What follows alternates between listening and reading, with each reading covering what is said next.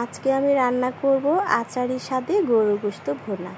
দেখেন এখানে তেজপাতা, এলাচ, দারুচিনি দিয়ে গরুর গোশতটা ভালো করে ধুয়ে সব কিছু এখানে ভালো করে পরিষ্কার করে ধুয়ে রেখে দিয়েছি। আর এখানে আমি যে মশলাগুলো রাখলাম দেখেন একে একে আপনাদেরকে দেখিয়ে দিচ্ছি। মরিচের গুঁড়া, ধনিয়ার গুঁড়া, জিরার গুঁড়া, হলুদের গুঁড়া, তারপর এখানে আমি দিয়েছি পাঁচফোড়নের গুঁড়া, তার যেটা বাজারে কিনতে পাওয়া যায়, এবং গরু গোশতের ভুনা করার যে মশলাটা বাজারে পাওয়া যায় রাঁধুনি, সেটাও কিন্তু আমি এখানে মশলার গুঁড়াটা দিয়েছি। তো এখন আমি এখানে সবগুলো পেঁয়াজ রসুন কুচি করে নিয়েছি আর দিয়ে দিয়েছি লবণ, দিয়ে দিচ্ছি সয়াবিন তেল। এখানে আমি সয়াবিন তেল দিচ্ছি। তেলের পরিমাণটা আমি এখানে কমই দিব, যেহেতু আমি সরিষার তেল, সয়াবিন তেল এবং আমি এখানে ঘি ব্যবহার করব। তিনটার কম্বিনেশনে যেন মানে তেলের পরিমাণটা ঠিক থাকে ওইভাবেই দিচ্ছি। দেখেন এখানে হলুদের গুঁড়া, মরিচের গুঁড়া, ধনিয়ার গুঁড়া, জিরার গুঁড়া, তারপর আদা পেস্ট দিয়েছি। আদা পেস্টটা একটু গরুর গোশতে বেশি দিলে ভালো লাগে। আমি এখানে আদার পেস্ট দিয়ে দিয়েছি, পেস্ট করা ছিল। এখানে দিয়ে সব কিছু একসাথে দিয়ে হাত দিয়ে মেখে ম্যারিনেট করে রেখে দিব 10 মিনিটের জন্য।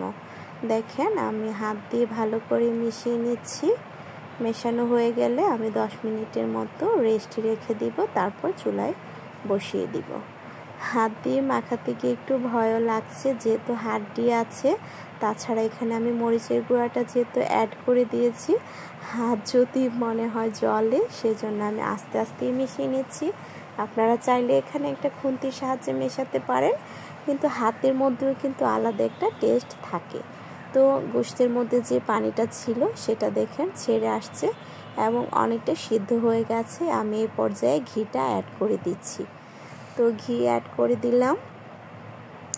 আমি আগে থেকে মাখানোর সময় আমি এখানে কিন্তু সয়াবিন তেল, সরিষার তেল দুইটাই দিয়েছি, আর এখন দিয়ে দিয়েছি ঘি। তো আমার প্রায় এখানে 70% সিদ্ধ হয়ে গেছে, আর 30% আমি এখন অল্প আছে ঢেকে ঢেকে সিদ্ধ করে নেব। তো রান্নাটা মানে এত মজার একটা ফ্লেভার আসছে, যেহেতু আমি এখানে আচারি টেস্টে রান্না করব। তো আমি কিন্তু প্রথম দিকেই কিন্তু বাজারে যে কিনতে পাওয়া যায় পাঁচফোড়নের গুঁড়া, সেটা পাউডার যেটা পাওয়া যায় আর কি, আমি এখানে অল্প পরিমাণে অ্যাড করে দিয়েছি। তো তরকারিটা বসানোর সাথে সাথে অনেক মজার একটা ফ্লেভার চলে আসছে। তো আমি কিন্তু একদম ভুনা এই যে এখন যে পর্যায়ে আছে এভাবেই মাখো মাখো করে রান্না করব। ঝোল দিব না, একদম ভুনা রান্না করব, কষা কষা করে আচারের সিস্টেমে রান্না করব। দেখেন এটা বলতে গেলে গরুর গোশতের যে একটা আচার বানানো হয় ওই রকমই হয়ে গেছে। তো আমি বেশি কালো কালো করব না, এখানে আমি একটু তুলতুলে নরম এবং ঘন ঘন মশলার একটা কম্বিনেশনে রান্নাটা হয়েছে। দেখেন তুলতুলে নরম হয়েছে, কিন্তু আমি কিন্তু একটা টুকরো ভাঙি নাই। তো আমার রান্নাটা প্রায় হয়ে গেছে।